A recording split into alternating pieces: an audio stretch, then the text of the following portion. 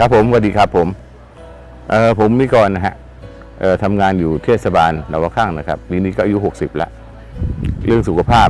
ขอคุยเรื่องสุขภาพกันเพราะว่าอายุมากแล้ว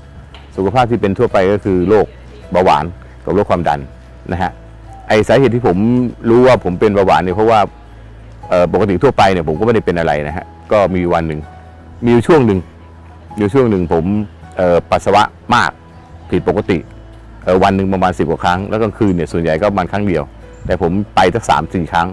นะฮะผมก็เลยดูแล้วสภาพแล้วไปปรึกษาหมอดีกว่าแล้วอาการมันจะคอแห้งทานน้ำเยอะมากแล้วก็เวลานั่งเวลาอะไรจะเป็นอาการของการอ่อนเพลียเขาชอบหลับกลางวันชอบอะไรพวกนี้ฮะก็เลยไปปรึกษาแพทย์ก็เลยเจาะเลือดนะครับไปเจาะเลือดดูปรากฏว่าเป็นเบาหวานนะฮะเป็นเบาหวานขึ้นมาถึง400 ยูนิต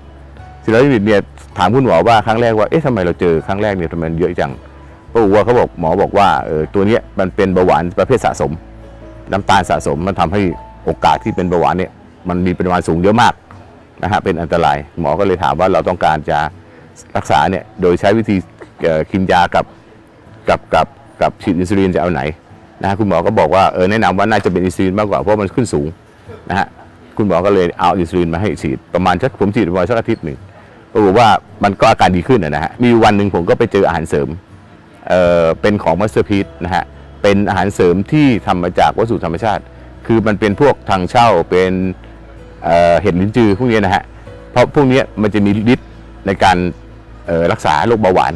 แล้วก็โรคความดันโลหิตสูงดูแล้วนะฮะไปเจอผมก็เลยลองมาใช้ดูนะฮะธรรมดาเขาใช้ประมาณวันละ1 เม็ดนะฮะผมก็ใจด้วยความที่ใจร้อนก็เลยกินไปสัก2 เม็ดเช้าเย็น2 เม็ดนะฮะกินไปได้ประมาณสัก15 วันได้ฮะประมาณ15 วันปรากฏว่าจากความดันจากเบาหวานที่เกือบครั้งสุดท้ายที่ก่อนกินเนี่ยนะฮะประมาณสัก300 กว่าเนี่ยลดเหลือตอนนี้135นะฮะผมก็ทำให้ผมมีอาการที่เหมือนคนปกติทั่วไปนะฮะน้ำตาลก็ลดลงแล้วก็ชุกฉี่พวกอะไรพวกนี้การอ่อนเพลียมันก็จะไม่มีแล้วฮะตอนนี้เป็นปกติทั่วไปแล้วครับในสุดท้ายนี้ก็ผมขอบคุณวิกอรี่นะครับอาหารเสริมที่เป็นของบริษัทมัลติพิสครับที่ให้โอกาสได้มีสินค้าดีๆมาให้ได้ทานกันนะครับขอบคุณมากครับผม